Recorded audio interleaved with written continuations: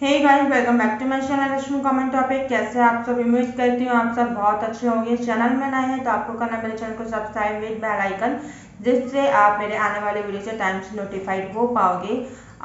Video पे जाने से पहले आपको मैं बता दूं, मेरा पार्लर है तो मैं पार्लर से रिलेटेड आपके साथ बहुत कुछ हेल्पफुल वीडियो शेयर करती रहती हूँ। और अपने क्लाइंट्स को जैसा भी मैं फेशियल वगैरह देती हूँ, वैक्सीन वगैरह देती हूँ, वो सब मैं आपको अपने वीडियो में दिखाती रहती हूँ। लेकिन आज की वीडियो में मैं आपके साथ कुछ ब्लीच के टॉपिक में बात करने वाली हूँ कि आपको ब्लीच करवाने से पहले और ब्लीच करवाने के बाद में किन चीज़ों का ध्यान देना चाहिए। और अगर आपका कोई क्लाइंट आया है तो आपको उससे ब्लीच करवाने से, उनको ब्लीच करने से पहले किन चीज़ों का मीन्स कुछ बातें होती है जो पूछ लेना चाहिए और फिर ब्लीच करना चाहिए। छोटी छोटी सी चीज़ें हैं जो हमें पता नहीं होती हैं।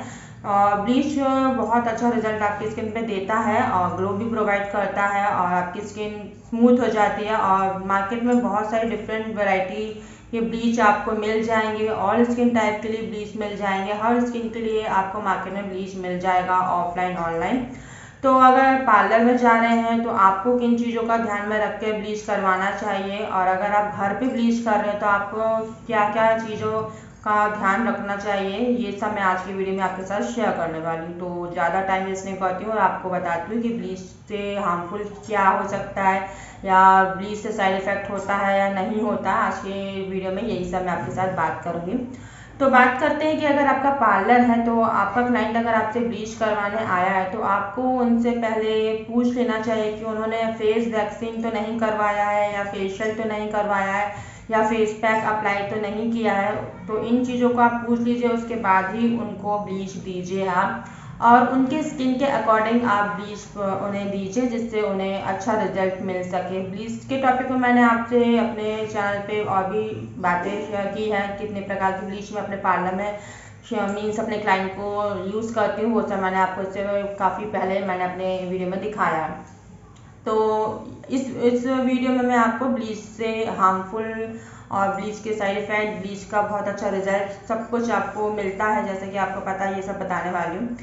और आपको ब्लीच अगर आपने करवाया है तो आपको किन चीज़ों का ध्यान देना चाहिए ब्लीच करवाने के बाद। अगर आपने ब्लीच करवाया है तो आपको तुरंत धूप में नहीं जाना चाहिए। और अगर आप पार्लर में ब्लीच कर रहे हैं तो आप कोशिश कीजिए कि ऐसे टाइम में ब्लीच करवाएं कि आपको तुरंत ना निकलना पड़े और फेस कवर करके आप बाहर निकलें। वैसे आप अवॉइड ही कीजिए कि आपने ब्लीच करवाया, तुरंत हमें धूप में नहीं जाना चाहिए, क्योंकि ब्लीच करवाते हैं तो हमें जो हमारे फेस में केमिकल होता है, जैसे कि आपको पता है ब्लीच में केमिकल होता है, तब आपको बहुत अच्छा रिजल्ट मिलता है। तो डायरेक्ट जो धूप की रेज हमारी स्किन में पड़ती है उससे हमारा स्किन और डार्क होने के चांसेस बढ़ जाते हैं अगर आपने ब्लीच करवा के तुरंत बाहर चले गए हैं तो।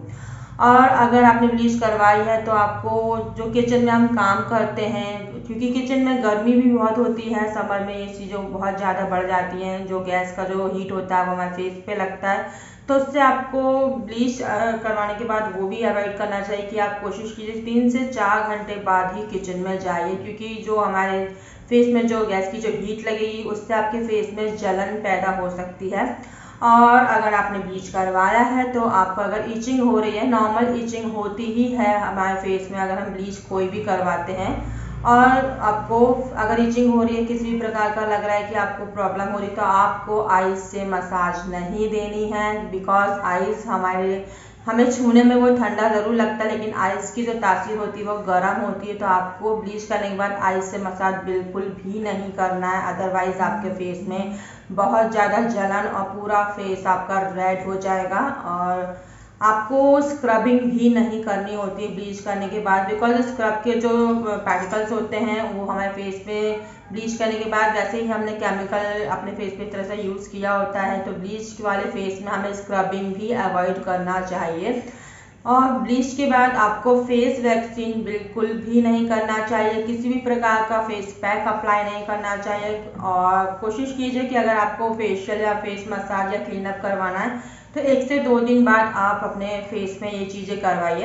बिकॉज जो ब्लीच होता है वो हमारी स्किन को केमिकल के थ्रू ग्लो प्रोवाइड करेगा, आपके जो हेयर जो से गोल्डन कर देता है, ये सब करता है। तो केमिकल अगर हम अपने फेस पे किसी प्रकार का यूज़ कर रहे हैं तो ये सब चीज़ों का ध्यान दीजिए कि ब्लीच में आपने अगर किया है तो इन चीज़ों को 2 से 3 बार ही खुद कीजिए। अगर आप घर पे कर रहे हैं या पार्लर में जाके करवाइए। छोटी छोटी चीज़ें होती हैं जो हम ध्यान नहीं देते हैं और फिर प्रॉब्लम क्रिएट कर जाती है, तो हम अपने पार्लर वाली जो हमारी मैडम लोग होती हैं, दीदी लोग होती हैं, उन्हें बोल देते हैं। क्योंकि मेरे पास बहुत सारे लोग ऐसे आते हैं, वो गलती खुद कर देते हैं और आके मुझे बोलते हैं कि ऐसा था वैसा था। लेकिन अभी तक का रिकॉर्ड है कि मतलब जो भी दूसरे पार्लर में जाके करवा के आते हैं वैसे ही क्लाइंट मेरे पास आते हैं कि हमने दूसरे पार्लर से करवाया और ये प्रॉब्लम हो गई, आप इसे ठीक करो।